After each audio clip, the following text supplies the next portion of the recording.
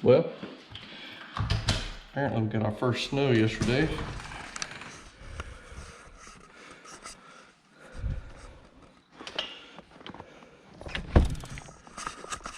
Looks like it was a pretty good one too.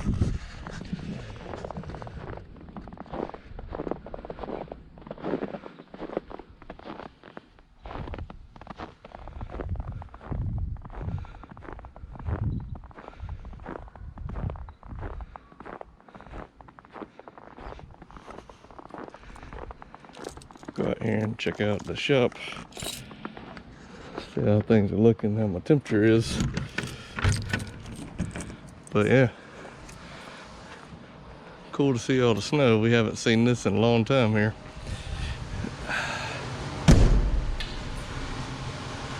All right. Nice and toasty in here with the heater running. Let's turn on some neon light, shall we? There we go. All right, turn them to green, and red, blue, white. White will work for now.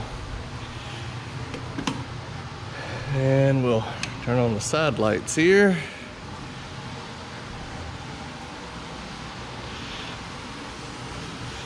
I need to get the Mach 1 drive it before long. And definitely gonna work on the black car this year. We'll turn on this side lights here. Just don't know if I explained some of this. I've tried to do some, I don't know, decoration, I guess you could call it. I gotta get some paint, mud work done on my walls. And I'm gonna paint the ceiling black. I did some flags in here. So I've got a Charger, Ford, Saleen, Mopar, Pontiac, Hoosier, you know, just a normal. But also been in a couple magazines with my black Mustang, the TTSaleen, and I put those up here. So this was a 5.0 Mustang Super Fords back January 2014 edition. It was from the summer 2013. They had a dyno competition at Myrtle Beach, and the first one they ever had, they called it Battle at the Beach. And I was one of 9 cars that participated in that. And I won the competition. The car made 1,000 on the dyno. What's funny is on their dyno sheet, it shows 992, 778, but they even say based on the graph, it made more. Anyway, my graph is right here. You see the line? It's going straight up, and then it flattens out at 1,000, but clearly it was going straight up. Of course, there was a little controversy back then. They didn't talk about it, but Pro Dyno had updated their software on their mobile dyno machine before the competition. And nobody made 1,000 yet. Well, their software pegged at 1,000. So no matter if I made 1,000 or 1,300, it wouldn't have measured anything but 1,000. So the first pull it actually made over 1,000. And I turned it up for the second pull and it didn't make any more. And I was confused because, you know, I hit it in the head for the second pull. I mean, hell, it should have made 1,300. And long story short, nobody would tell me what was going on, and then some other guys were talking to some of our guys, and that's how I found out that their software was pegging 1,000. So either way, I won the competition, but it wasn't about controversy. But that was the first year they had the competition. I won it, got the trophy for it, and I thought it was pretty cool. Did make the magazine, and it's kind of a redemption for years prior, which is back 5.0 Mustang, May of 2010. I went to their event called King of the Street. That's my car there, right behind, at the time, the brand new GT500. And this was me in the article. And basically explains it did pretty much everything well. I scored an 8 out of 10 and pretty much everything except the drag race. I got a 3 because it ran low 11s basically one time, and it was not going into 4th gear during the quarter mile.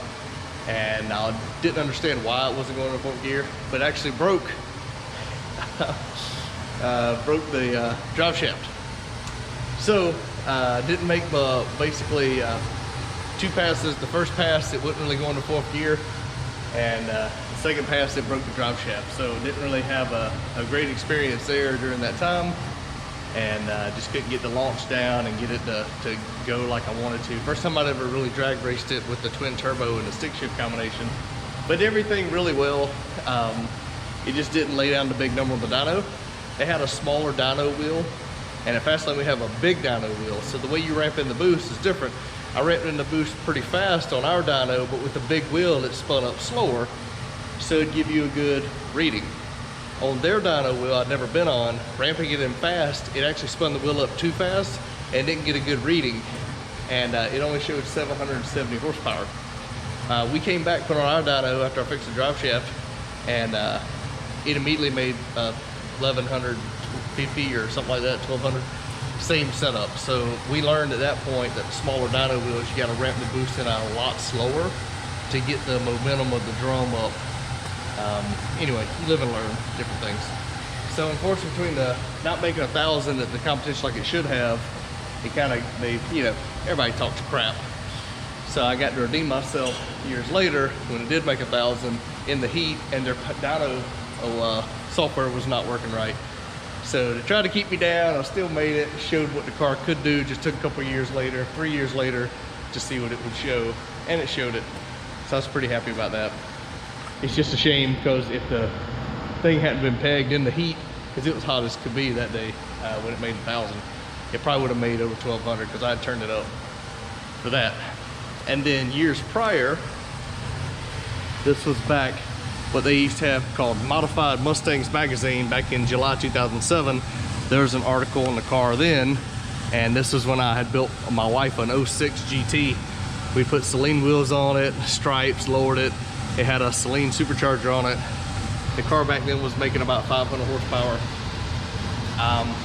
My car at the time had a stroker 2-valve motor in it with a supercharger and a little shot of nitrous on it.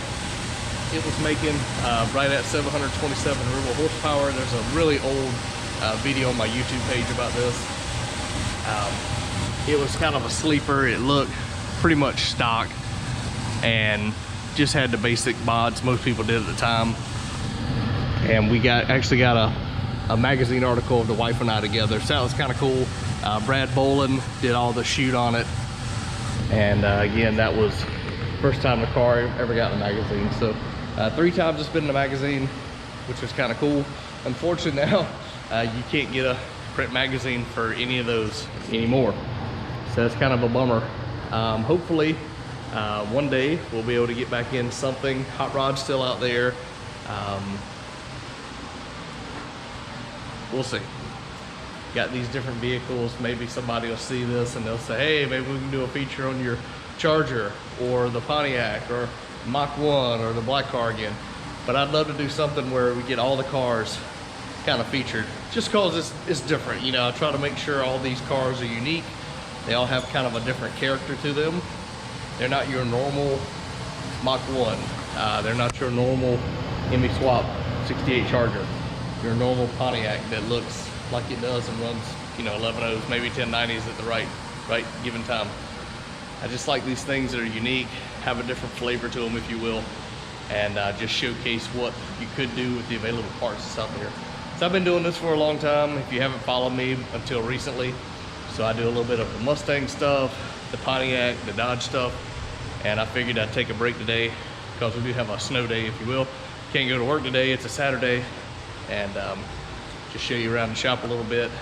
Again, the neon lights, and talk about what I'm gonna do. But I hope you enjoy some of the content. I just had my exhaust video. I put it up this morning on the Charger with the Hemi swap. And I probably didn't even talk about it, but I glossed over it. I did put a Hemi badge on it because why not? All right, talk to you guys later.